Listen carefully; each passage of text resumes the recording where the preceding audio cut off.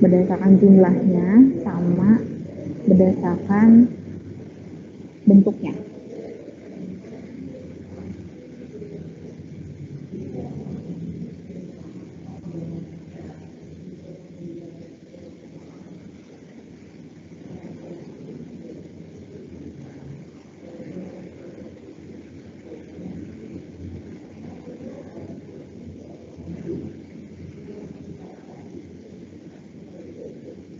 Ada pertanyaan?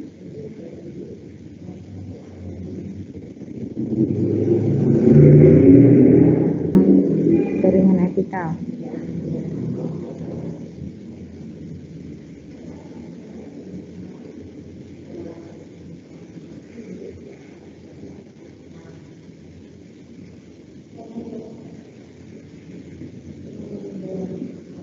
Oke.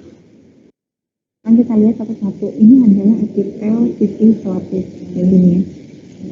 Tipis, bentuknya memipis, dan dia satu lapisan. Jadi untuk mengelompokkan atau melihat struktur dari epitel itu, kita lihat dari pengelompokannya berdasarkan bentuknya sama berdasarkan jumlahnya. Ada berapa lapisannya gitu ya. Kalau epitelium tipis selapis itu dia disusun dari, bentar ya, saluran ginjal, atau dia juga bisa membungkus ovarium. Nih dia. Contohnya di dinding saluran ginjal ya, atau di ovarium. Ini adalah bagian ovarium ya. Ovarium, dinding-dindingnya itu terdiri dari epitel kubus lapis. Ya, kenapa epitel kubus yang ada di bagian ovarium? Karena epitel kubus ini kan dia tebal nih, ya kan? Dia tebal sehingga nanti apabila terjadi implantasi, sama implantasi. Implantasi itu menempelnya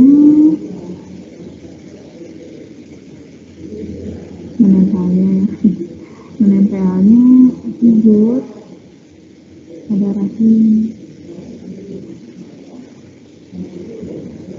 gitu, supaya si zigot ini bisa kuat gitu ya, bertahan di bagian ovarium, bagian uterus gitu ya.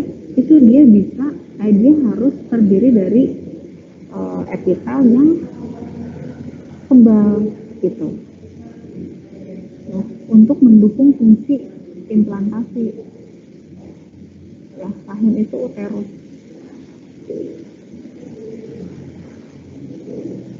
gitu. Kalau ovarium yang mana nak? Ovarium yang ini nih. Dia juga ada di bagian dinding dari ovarium. Kenapa ovarium itu dia harus epitelium kubus selapis? Dia itu fungsinya untuk membentuk ovum kan, membentuk ovum. Nah, ovum ini juga dia harus dilindungi supaya tidak cepat rusak gitu. Jadi epitelnya harus epitel kubus selapis. Kalau misalkan dikasih atau ditaruhnya di sini susunannya adalah epitelium silindris selapis, itu dia terlalu tipis gitu. Oke. Oh, ini kalau misalkan kita lihat secara asli ya di mikroskop, dia kubusnya tuh nggak sempurna kayak gini ya, di sana digambarkan ulang ya supaya lebih kelihatan kalau ini kubus gitu. Tapi kalau aslinya tuh dia kayak gini, agak-agak bulat, bahkan ada yang kayak gini ya gambarnya seolah-olah seperti yang silindris gitu. Tapi ini adalah epitel kubus gitu. Ini adalah epitel kubus yang ada pada tubulus ginjal. Ingat ya, ginjal kan ada tubulus-tubulusnya, tubulus concertus proximal, distal. Nah, itu ini dari epitelium kubus selapis gitu ya. Sekarang kita lihat yang selapis ya. Sekarang kita lihat epitel silindris selapis. Silindris itu kayak gini ya bentuknya, silindris.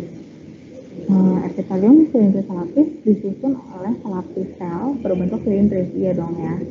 Biasanya terdapat sel goblet di antara sel epitelnya. Nah, ini yang baru ya. sel goblet itu adalah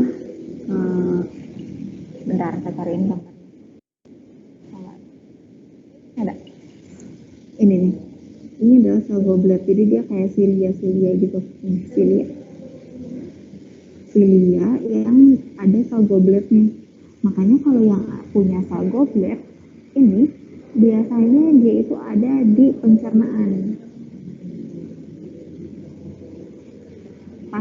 Pasti ada di bagian pencernaan kalau yang punya sel goblet. Makanya ini epitel silindris lapis itu ada pada usus. Usus kan salah satu organ pencernaan ya kan, gitu. Kenapa sih yang ada sel gobletnya itu harus ada di pencernaan? Karena itu dia bisa membantu untuk proses pencernaan. Ibarat ya, ini ada makanan nih, ada sari makanan gitu ya, sari makanan itu akan lebih cepat untuk bukan sari makanan sih, ini sampah makanan misalnya ya, sudah hasil pencernaan, ini sampah makanan untuk dibuang, untuk defekasi, tahu ya defekasi ya. Untuk defekasi itu dia akan lebih cepat apabila banyak silia-silianya pada epitelnya, epitel dari usus gitu. Jadi nggak lama numpuk di usus gitu ya.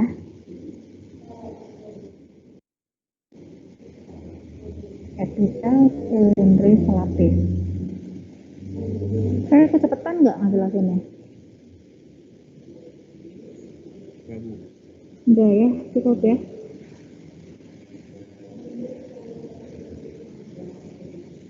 Baik, selanjutnya ada epitel batang berlapis semu. Ini sebetulnya mirip juga sih, kurang lebih sama ya, sama mirip dengan yang silindris tadi ya. Nah, tapi kalau misalkan epitel ini dia kadang punya silia, kadang enggak ya. Tapi kalau yang menyusun saluran pernapasan dia pasti punya silia gitu. Kenapa? Karena kalau misalnya di ini ya, di tenggorokan misalnya ada debu yang masuk, itu supaya cepat bisa dikeluarin lagi, makanya kita bisa bersin kan. Nah itu tuh kerjaan siapa? Mekanisme pengeluaran benda asing gitu ya, mau debu mau apa, pengeluaran hal tersebut oleh silia yang ada di tenggorokan kita gitu. Ditemukannya gimana? Dia ada di tadi ya, di bagian saluran pernapasan dan di bagian penyerapan juga nih ya, di bagian yang bisa sekresi dan absorpsi gitu. Siapa sih yang melakukan penyerapan? Usus ya, kan ada usus penyerapan ya, usus penyerapan gitu.